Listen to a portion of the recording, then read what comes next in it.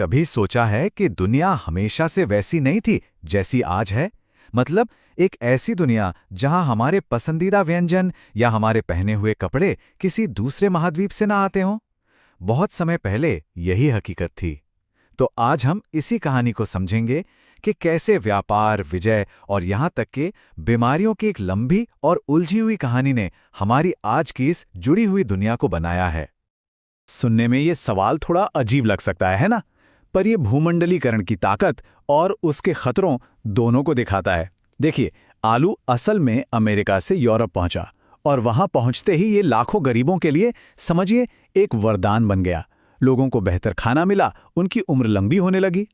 लेकिन 1840 के दशक में जब आयरलैंड में आलू की फसल एक बीमारी की वजह से पूरी तरह बर्बाद हो गई, तो लाखों लोग भूखमरी से मर गए। सोचिए, एक मामूली सी सब्जी जो अटलांटिक पार करके आई थी, उसने ये दिखा दिया कि वो जिंदगी दे भी सकती है और ले भी सकती है। ये भूमंडलीकरण का एक बहुत ही पावरफुल और दुखद उदाहरण है। तो चलिए जरा समय में पीछे चलते हैं, आधुनिक युग से भी बहुत पहले, क्योंकि जो ग्लोबलाइजेशन या भूमंडलीकरण है ना, ये कोई नई चीज नहीं है। हजारों सालों से दुनिया के अलग अलग कोनों से लोग सफर कर रहे थे और वो अपने साथ सिर्फ सामान नहीं लाते थे, बल्कि बड़े बड़े विचार, नई संस्कृतियां और हाँ, जानलेवा बीमारियां भी ला रहे थे। सिल्क रूट या रेशम मार्ग, ये सिर्फ एक सड़क का नाम नहीं था। ये जमीनी और समुद्री रास्तों का एक बहुत बड़ा जाल था, एक वेब जो एशिया, यूरोप और उत्तरी अफ्रीका को एक दूसरे से जोड़ता था। इसी के जरिए चीन का रेशम और भारत के मसाले पश्चिम तक पहुंचे और यूरोप से सोना चांदी एशिया आया। लेकिन असली कहानी तो सामान से कहीं ज्यादा बड़ी थी। ये विचारों का, धर्मों का और हाँ, बीमारियों का भी एक हाईवे बन गया था, जिसने दुनिया का नक्शा हमेशा के लिए बदल दिया। अब आते हैं 16वीं सदी में। जब यूरोप के लोग अमेरिका पहुंचे तो उन्होंने इतने बड़े महाद्वीप पर कब्जा कर लिया। सवाल यह है कि आखिर उन्होंने ये किया कैसे? क्या उनके पास कोई गुप्त हथियार था? पहले नजर में लगता है कि जवाब उनकी बंदूकें और तोपें होंगी, उनकी बेहतर मिलिट्री टेक्नोलॉजी। पर असल में जो सबसे बड़ा और निर्णायक फैक्टर था वो कुछ और ही था, कुछ बहुत छोटा और कहीं ज्यादा जानलेवा। और वो हथियार था चेचक का कीटाणु। जी हाँ, स्मॉल पॉक्स। क्योंकि अमेरिकी लोग लाखों सालों से बाकी दुनिया से कटे हुए थे, उनके शरीर में इन बीमारियों से लड़ने की इम्यूनिटी थी ही नहीं। ये एक अदृश्य जैविक हथियार साबित हुआ, जो किसी भी बंदूक या तोप से ज्यादा खतरनाक था। इसने पूरी आबादियों को खत्म कर दिया और यूरोप की जीत का रास्ता बिल्कुल साफ कर दिया। चलिए अब कहानी में और आगे बढ़ते हैं।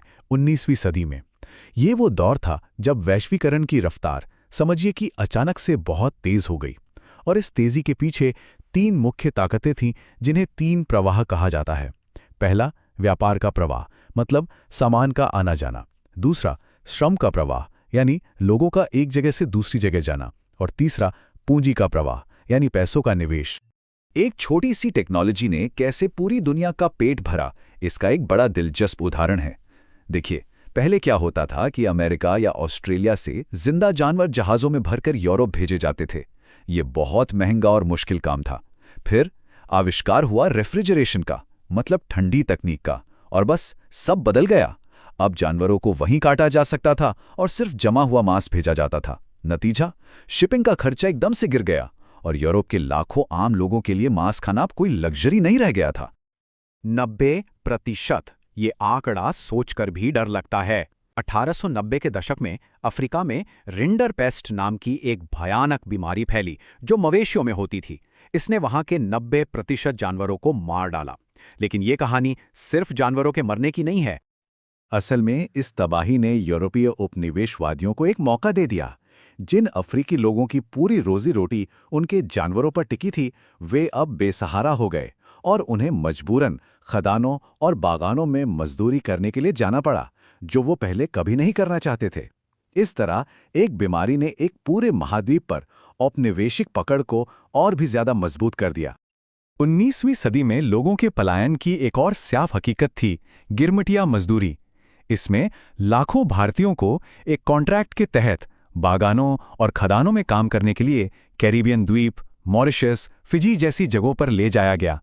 अक्सर इन लोगों को धोखे से या जबरदस्ती भर्ती किया जाता था और वहां काम करने के हालात इतने बुरे थे कि बहुत से लोगों ने इसे एक नई दास प्रथा का नाम दिया। अब आते हैं 20वीं सदी में। ये जो दुनिया दशकों से एक दूसरे से जुड़ रही थी, वो व्यवस्था अचानक टूट गई। 2 विश्व युद्ध और एक भयानक आर्थिक महामंदी, जिसे अ ग्रेट डिप्रेशन कहते हैं, ने पूरी दुनिया को एक ऐसे संकट में डाल दिया जैसा पहले कभी नहीं देखा गया था। पहला विश्व युद्ध ये सिर्फ एक लड़ाई नहीं थी, ये पहला आधुनिक औद्योगिक युद्ध था। मशीन गन, टैंक, जहरीली गैसें, इन सब ने मौत का ऐसा तांडव मचाया जो पहले कभी नहीं हुआ था। 90 लाख से ज्यादा लोग मारे गए और इनमें से ज्यादातर काम करने की उम्र के पुरुष थे। मतलब एक पूरी की पूरी पीढ़ी तबाह हो गई और यूरोप की अर्थव्यवस्थाएं बुरी तरह लड़खड़ा गई। और इस युद्ध ने दुनिया में पावर का बैलेंस हमेशा के लिए बदल दिया। देखिए, युद्ध से पहले ब्रिटेन दुनिया का बैंक था, मतलब सबको कर्ज देता था। लेकिन लड़ाई का खर्चा उठाने के लिए उसे अमेरिका से भारी कर्ज लेना पड़ा, और जब युद्ध खत्म हुआ तो पासा पलट चुका था। अमेरिका दुनिया का सबसे बड़ा कर्जदाता बन गया और ब्रिटेन एक कर्जदार देश। एक सदी से चला आ रहा दबदबा खत्म हो गया। और फिर 1929 में आई महामंदी। इसने तो पूरी वैश्विक अर्थव्यवस्था को ही घुटनों पर ला दिया। दुनिया भर में व्यापार ठप हो गया, चीजों की कीमतें धड़ाम से नीचे गिर गईं। भारत जैसे देशों पर इसका बहुत बुरा असर पड़ा। जैसा कि यहां दिख रहा है, गेहूं की कीमतें 50% तक गिर गईं। सोचिए, लाखों भारतीय किसानों की आमदनी रातों रात आधी हो गई। और इस मुश्किल वक्त में औपनिवेशिक ब्रिटिश सरकार ने किसानों के लगान यानी टैक्स को कम करने से साफ मना कर दिया। आमदनी आधी लेकिन टैक्स पूरा। इस बेरहम नीति की वजह से भारत के गांवों में कर्ज और गरीबी का एक ऐसा जाल फैला जिसने आज़ादी की लड़ाई की आग को और भी ज्यादा भड़का दिया।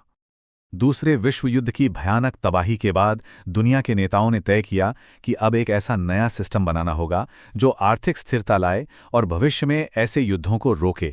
और इस बार दुनिया को दोबारा बनाने की जिम्मेदारी 2 नई महाशक्तियों के कंधों पर थी, अमेरिका और सोवियत संघ।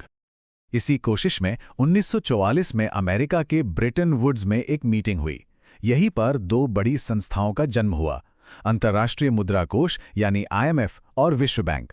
इनका काम था सदस्य देशों के बीच आर्थिक लेन देन पर नजर रखना और युद्ध से तबाह हुए देशों को दोबारा खड़ा होने के लिए पैसा देना। इसीलिए इन्हें ब्रेटन वुड्स की जुड़वा संतानें भी कहते हैं। युद्ध के बाद की दुनिया बहुत तेजी से बदल रही थी। 50 और 60 के दशक में एशिया और अफ्रीका में उपनिवेशवाद खत्म हो रहा था और कई नए देश आजाद हो रहे थे।